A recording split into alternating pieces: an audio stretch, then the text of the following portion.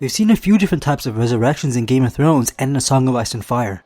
I'll do my best explaining each one. 3 different types of zombies we've seen so far have been wights, resurrection via the Lord of Light, and Qyburn's mad scientist method. Before any of the characters are introduced, we are shown the biggest threat in the series. The blue-eyed undead are called wights, and are resurrected by the Other's necromancy magic. The Others are called White Walkers on the show. The only thing that can be said about how they're able to do this is that the Others don't need to make direct contact with the dead to reanimate them and bring them over to their side. Other than that, we don't really know how they do this. I guess it's just magic.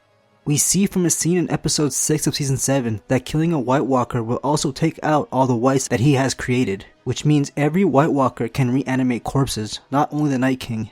The show has been ahead of the books for so long that readers have yet to be introduced to the leader of the Others. There may not even be a Night King equivalent in the books. Wights are not only humans, animals can be turned and have the same characteristics as human wights. After changing, their eyes turn bright blue and their hands and feet begin to swell and turn black. Wights cannot be killed through regular means. Cutting off a limb will only make it move on its own. Fire is the best method since they are strangely flammable. Dragonglass and Valyrian steel work against them in the show, but that's still a mystery in the books. The Others or White Walkers have complete control over them, but it's implied that they still have their memories somewhere in there. A character named Vermeer Sixskins works into a wolf in the prologue chapter of A Dance with Dragons and realizes that a girl he knew, who is now a wight, can recognize him even though he is in the wolf's mind. Benjen Stark is a unique type of wight. He's the show's version of a character called Cold Hands in the books. Cold Hands used to be a brother of the Night's Watch, but now he's a wight working for the Three-Eyed Raven. It's been confirmed by George Martin that he is not Benjen Stark. Since Cold Hands is a mystery, let me go back to talking about zombie Benjen. The Children of Forest are responsible for creating White Walkers on the show, but they are also able to stop the process of becoming a wight. I led a ranging party deep into the north to find White Walkers. They found us. The White Walker stabbed me in the gut with a sword of ice. Left me there to die. To churn. The children found me. To stop the Walker's magic from taking hold. Both Benjen Stark and Cold Hands don't have the blue eyes of the other wights. The second type of zombie in Game of Thrones and A Song of Ice and Fire is people resurrected through the Lord of Light. The first person to be brought back through this method was Beric Dondarrion. This isn't a regular thing that occurs in this religion. After Beric's first death at the hands of Gregor Clegane, aka the Mountain, Thoros of Myr performed the last kiss of the Lord of Light.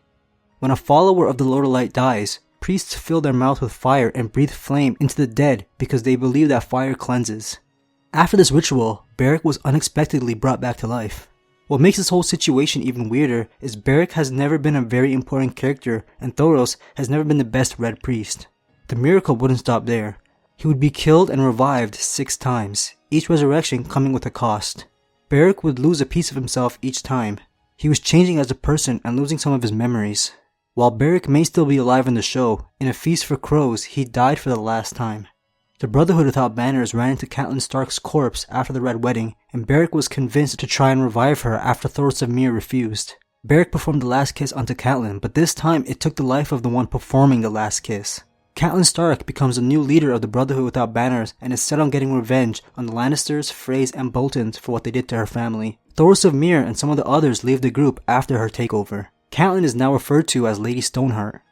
Jon Snow was killed by the Brothers of the Night's Watch, but we don't know how he'll be revived yet in the books. The resurrected version of Jon Snow in Game of Thrones has had little to no personality changes compared to the old Jon. It isn't clear if the people that the Lord of Light brings back to life are specifically chosen to serve a greater purpose, but it does seem like it. I guess Beric was revived over and over again to bring Lady Stoneheart into the world and bring justice. Jon Snow's purpose is to obviously lead the battle against the White Walkers. It is also possible that any Red Priest can resurrect anyone since magic's power has increased in the world after the return of dragons. The last method is just as mysterious as the first two. We don't know exactly what Qyburn did to the Mountain to turn him into the zombie state that he is in now, but it is most likely something to do with necromancy. Qyburn was one of the best maesters for healing, but he went too far when he wanted to learn more. He would cut open the bodies of living people to better understand death, and even study the type of magic needed to bring people back from the dead, called necromancy.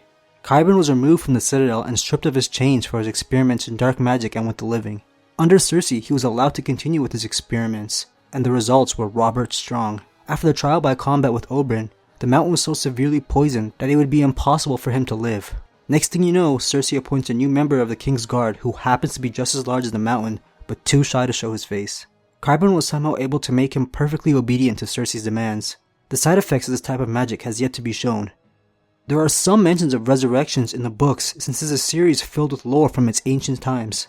A couple places in Essos are known to practice necromancy like Ashai and Koar, and there are some ancient characters who are rumored to practice this type of magic, but none important enough to really talk about.